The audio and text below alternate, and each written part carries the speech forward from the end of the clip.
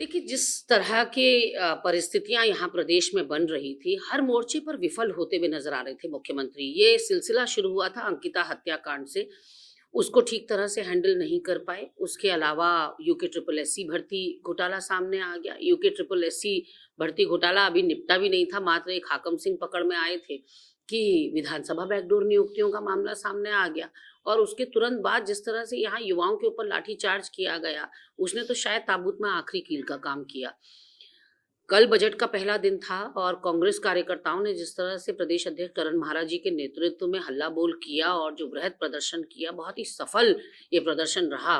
और अनंतो गत्वा आपने नतीजा देखा कि मुख्यमंत्री को दिल्ली तलब कर लिया गया है। काफ़ी मंत्रियों की भी जाने की सूचना है, प्रदेश अध्यक्ष के वहाँ पहुँचने की सूचना है। इसका मतलब नेतृत्व परिवर्तन की सुगबुगाहट जो चल रही थी राजनीतिक गलियारों में, वो कहीं से कहीं तक सही साबित होने जा रही है।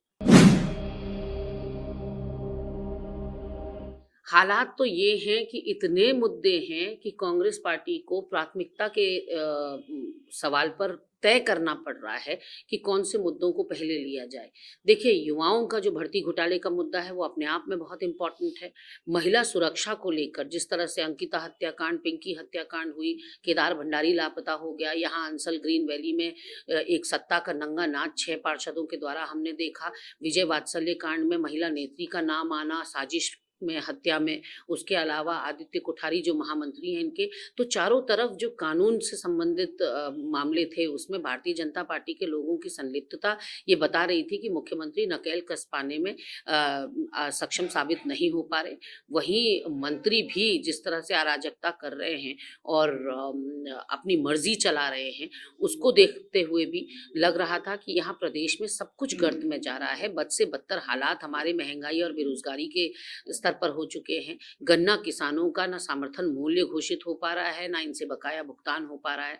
अडानी समूह पर जिस तरह से चुप्पी साधे हुए है पूरी की पूरी सरकार, और संवैधानिक संस्थाओं का जिस तरह से दुरुपयोग किया जा रहा है, जहां उनका सदुपयोग होना चाहिए, यानी कि प्रदेश की जनता बहुत मुखर होकर अंकिता हत्याकांड में और भर्ती घोटालों में सीबीआई जांच की मांग कर रही है, लेकिन उसकी संस्तुति करने में तो आपके हाथ कांप रहे हैं। लेकिन विपक्ष का दमन करने में, विपक्षी नेताओं के ऊपर गाज गिराने में आप कोई कमी नहीं छोड़ रहे हैं। तो ऐसे में यहाँ एक एंटी इनकम्बेंसी पुष्कर सिंह धामी के खिलाफ पनप रही थी, जिसके मद्देनजर मुझे लगता है कि उनको दिल्ली तलब किया गया है। देखिए, मूसा के बाद हमने देखा कि हाकम सिंह गिरफ्तार हुए और कई मामलों में हाकम सिंह को जमानत भी मिल गई। 5 से अधिक मामलों में उनकी गिरफ्तारी हुई थी और 2 से अधिक मामलों में जमानत तक हो गई है विद इन अ मंथ।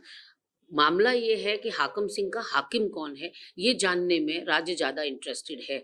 आप अभी तक मास्टरमाइंड तक नहीं पहुंच पाए हैं, क्योंकि ये जो पूरा सिंडिकेट है, नकल माफिया गिरोह जो है, उस तक पहुंचने में पुलिस प्रशासन नाकाम रहा है।